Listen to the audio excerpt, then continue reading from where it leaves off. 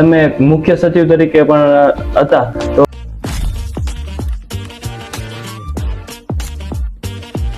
તો ત્યારે તમારે કોઈ મોટા નિર્ણય લેવાની જરૂર પડતી તો તમે ત્યારે કેવી રીતે મોટા નિર્ણય આસાનીથી લઈ લેતા? તમને ખ્યાલ છે કે નરેન્દ્રભાઈ મોદીએ મને જ્યારે 1 મે 2003ના રોજ મુખ્ય સચિવ બનાવ્યો ત્યારે એમણે મને પૂછ્યું કે તમે અનુભવ આધારિત તમારી અગ્રતા શું છે એ કહો.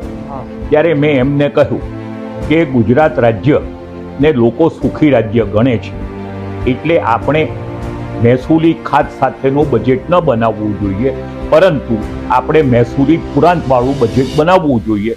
એ કાર્યક્રમ અમે ચાલુ કર્યો અને મને આનંદ છે કે આજે એ ઘટનાને 23 વર્ષ બાદ ગુજરાતમાં મહેસૂલી પુરાંતવાળું બજેટ બને છે.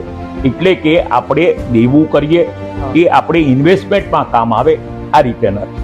બીજું કે ત્યારે જાહેર સાહસોની પરિસ્થિતિ બહુ ખરાબ હતી, એને સુધારવા માટે આપણે કાર્યવાહી કરવી જોઈએ. તો એમણે ગુજરાતની જે 5 જીએસએફસી, જીએનએફસી, આલ્કલી એ બધી કંપનીમાં મને ચેરમેન તરીકે નિમણૂક આપી અને 2 વર્ષમાં ધારો કે જીએસએફસીનો ભાવ શેરનો સૌથી ઓછો 18 રૂપિયા થઈ ગયો હતો, એ 2 વર્ષ પછી 150 રૂપિયા થઈ.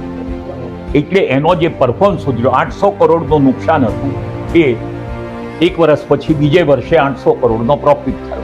એટલે આ જે કામ છે એ કામ બીજું હતું. ત્રીજું કામ કે આપણી નર્મદા યોજના ખૂબ લાંબા સમયથી અટવાય. એક બાજુ મેઢાપાટકરના તોફાનો, આંદોલનો અને બીજી બાજુ સુપ્રીમ કોર્ટમાં સતત ચાલતા કેસો. પછી અમે એમાં એજિટેશન અને લિટિગેશન કે એ બંનેને સાથે હેન્ડલ કરવાનું નક્કી કર્યું. એના ચેરમેનની અને પછી એમડી તરીકેની જવાબદારી મને આપી. બીજા 3 વર્ષ મારે એના પર કામ કરવું પડ્યું નિવૃત્તિ બાદ પણ. અને 2003થી 2008 વચ્ચે અમે ડેમના દરવાજા સિવાયનું કામ પૂરું કર્યું, પાવર હાઉસીસ કમિશન કર્યા અને રાજસ્થાન સુધી મેઇન કેનલ લઈ ગયા અને 26 બ્રાન્ચ કેનલમાંથી 24 કેનાલ પૂરી કરી. એટલે એ 5 વર્ષ ખૂબ જ મહત્વના રહ્યા અને 2000માં આપણે કેસ જીત્યા હતા પછી પણ કંઈક ને કંઈક ચાલતું રહેતું હતું. એ બધાને અમે સફળતાપૂર્વક પહોંચી ગયા. મને યાદ છે કે 2004માં હું લગભગ સુપ્રીમ કોર્ટના કામે 80 દિવસ તો ગુજરાત ભવનમાં રહી અને બધા વકીલોને બ્રીફ કરવાનું, હિયરિંગ કરવાનું, પછી એની પૂર્તતા કરવાની, એ બધા કામો અમે સારી રીતે કરી શક્યા.